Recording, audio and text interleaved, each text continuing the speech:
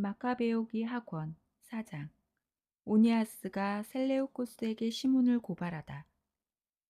앞에서 말한 대로 시몬은 기금과 조국에 해를 끼치는 밀고를 하더니 이제는 헬리오도로스를 부추겨 그 불행한 일을 불러들인 장본인이 오니아스라고 모함하였다.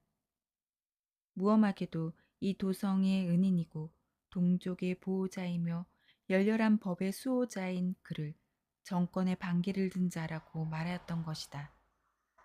오니아스에 대한 시몬의 적개심이 점점 커져 시몬의 신복 하나가 살인을 저지르기에 이르렀다. 오니아스는 분쟁이 심각해지고 메네스테우스의 아들이며 코일레 시리아와 페니키아의 총독인 아폴로니우스가 시몬의 사악함을 부추기고 있는 것을 보고 임금을 찾아갔다. 이는 자기 동족을 고발하기 위해서가 아니라 공적으로든 사적으로든 온 백성의 안녕을 수호하기 위해서였다. 그는 임금이 관심을 기울이지 않으면 이 지방 행정이 평화롭게 이루어질 수 없으며 시몬은 어리석은 짓을 그만두지 않을 것이라고 보았던 것이다. 야손이 오니아스의 자리를 차지하고 그리스 문화를 끌어들이다.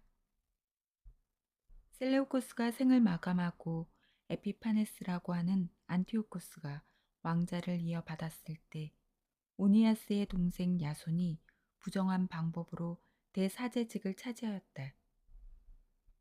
야손은 임금을 아련하는 자리에서 은 360탈렌트와 또 다른 수입에서 80탈렌트를 바치겠다고 약속하였다. 그것에 덧붙여 자기의 권한으로 체육관과 청년 학교를 설립하고 예루살렘 주민들을 안티오키아 시민으로 등록하도록 임금이 승낙해 준다면 150탈렌트를 더 바치겠다고 언약하였다.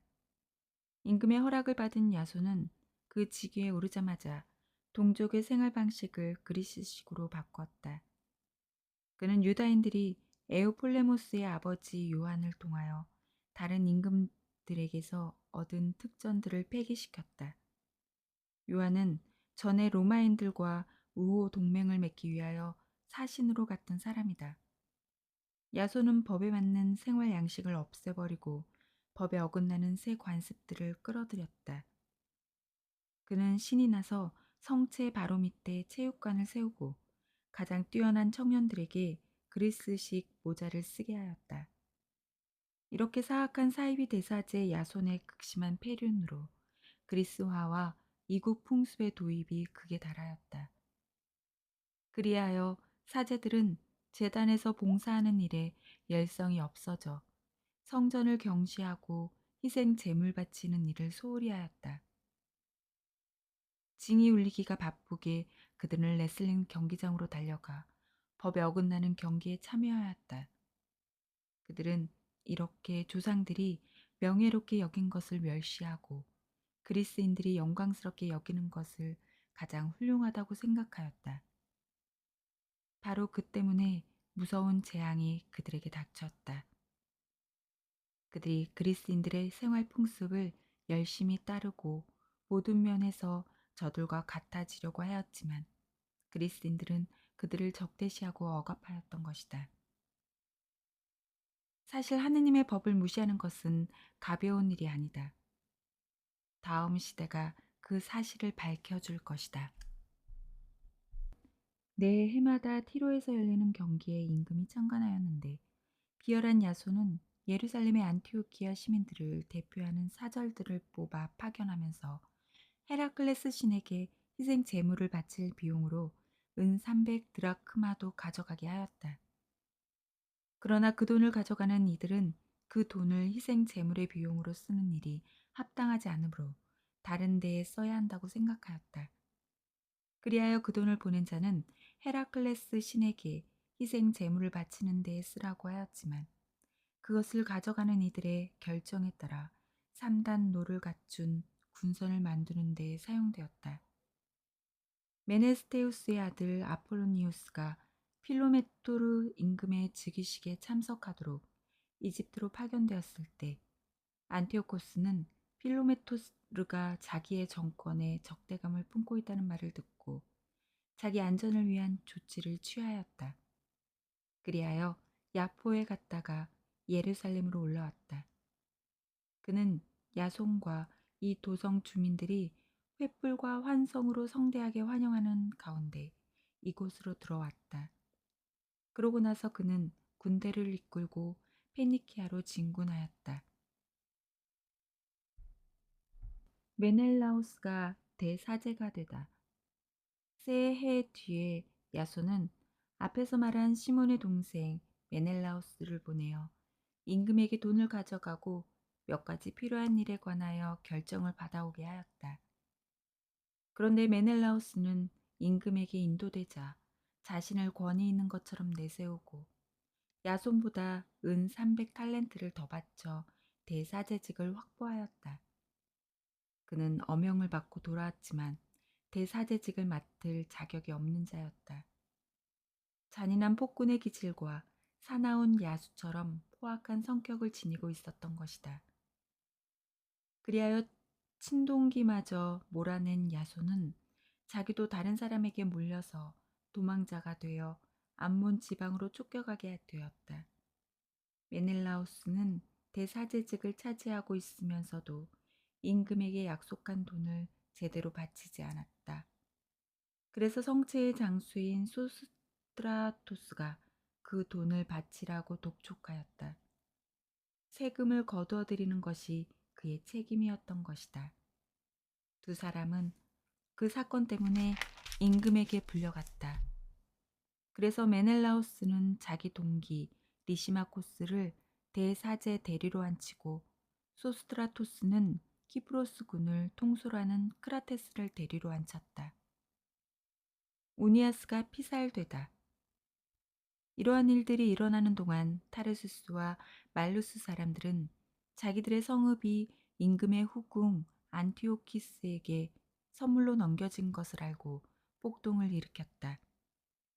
그래서 임금은 고관들 가운데 하나인 안드로니코스를 대리로 세워두고 사태를 수습하러 급히 그리로 갔다. 그러자 메넬라우스는 좋은 기회를 얻었다고 생각하여 성전의 금 기물들을 몇 개 훔쳐서 안드로니코스에게 바쳤다. 그는 이미 티로와 그 주변 여러 성읍에 다른 기물들을 팔아먹은 적이 있었다. 이러한 사실을 분명히 알게 된 오니아스는 안티오키아 근처에 있는 다프네라는 신성 도피처로 들어가 그를 비난하였다. 그래서 메넬라우스는 안드로니코스를 자기 편으로 끌어들여 오니아스를 제거해달라고 요청하였다. 안드로니코스는 오니아스를 찾아가 속임수로 그를 안심시키고 악수하며 맹세까지 하였다. 그래도 계속해서 의심하는 오니아스를 설득하여 신성 도피처에서 나오게 한 다음 정의도 아랑곳하지 않고 그를 바로 죽여버렸다. 그가 불의하게 살해당한 일 때문에 유다인뿐만 아니라 이민족들도 붕괴하고 슬퍼하였다. 임금이 킬리키아 지역에서 돌아오자 그 성읍의 유다인들 그리고 그들과 함께 그 사건을 개탄하는 그리스인들이 오니아스가 피살된 사건을 호소하였다. 안티오코스는 마음 깊이 애도하고 측은하게 여겼으며 죽은 이의 슬기와 고상한 품행을 생각하며 눈물을 흘렸다. 분노에 휩싸인 안티오코스는 안드로니코스의 자주색 옷을 벗기고 다른 옷까지 찢어버린 다음 그가 오니아스에게 못할 짓을 저지른 바로 그곳까지 온 성읍을 가로질러 끌고 가서 그를 죽여버렸다. 주님께서는 이렇게 그가 마땅히 받아야 할 벌을 내리셨다. 군중이 폭동을 일으켜 리시마코스를 죽이다. 이 도성에는 하느님을 모독하는 절도 사건이 자주 일어났는데 그것은 메넬라우스의 동조 아래 리시마코스가 저지른 짓이었다. 이미 많은 금 기물이 없어졌다는 소문이 널리 퍼지자 군중이 리시마코스를 치려고 몰려들었다. 군중이 분노에 차서 들고 일어나자 리시마코스는 3,000명가량을 무장시키고 나이는 많지만 별로 사려 깊지 못한 하우라노스라는 자를 앞장세워 그들에게 악랄한 공격을 퍼붓기 시작하였다. 그러자 그들은 니시마코스가 공격해오는 것을 알고서 어떤 이들은 돌을 짚고 어떤 이들은 몽둥이를 들고 또 어떤 이들은 곁에 있는 재를 움켜쥐고 니시마코스의 부하들에게 닥치는 대로 마구 던졌다. 그 결과 그들은 많은 사람에게 부상을 입히고 더러는 죽였으며 나머지는 모두 내쫓아 도망가게 하였다. 그리고 성전 절도범은 금고 곁에서 죽여버렸다. 메넬라우스의 악행. 이 일로 사람들이 메넬라우스를 고발하였다. 임금이 티로에 도착하였을 때 원로단에서 파견된 세 사람이 임금에게 이 사건을 아뢰었다. 이미 진 것이나 마찬가지인 메넬라우스는 도리메네스의 아들 프톨레마이오스에게 임금을 설득시켜 달라면서 많은 돈을 주겠다고 약속하였다. 그리하여 프톨레마이오스는 바람을 쐬러 나가는 채 하면서 임금을 회랑으로 데리고 나가 그의 마음을 돌리게 하였다. 임금은 그 모든 악의 원인이었던 메넬라우스에 대한 고발을 기각하고 오히려 그 불운한 사람들에게 사형 선고를 내렸다. 그들은 스키티아인들 앞에서 변론하였더라도 무죄로 풀려났을 사람들이었다. 그들은 이 도성과 대중과 거룩한 기물들을 위하여 변론하였다가 느닷없이 부당한 벌을 받게 된 것이다. 그래서 티로 사람들까지 이 불의한 처사에 혐오감을 드러내며 그들의 장례를 성대하게 지내주었다. 그러나 메넬라우스는 권력자들의 탐욕 덕분에 대사제직을 유지하면서 줄곧 악에 집착하여 동족을 반역하는 원흉이 되었다.